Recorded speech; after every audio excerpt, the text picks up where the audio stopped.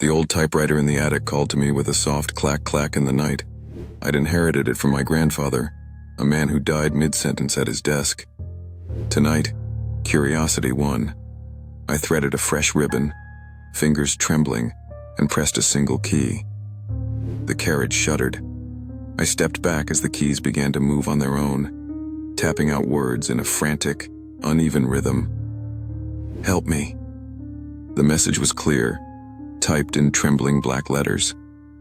I watched, frozen, as more words unraveled. "He won't let me finish.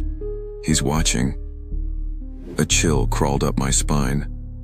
I turned, half expecting to see someone behind me.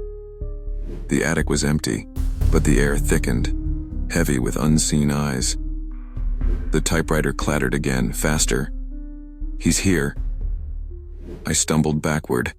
The attic door slammed shut. The ribbon whipped and snapped as if possessed.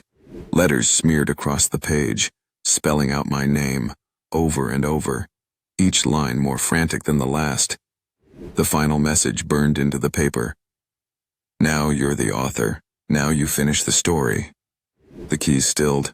I realized the only way out was to write, and I knew, as I sat down, that the typewriter would never let me stop.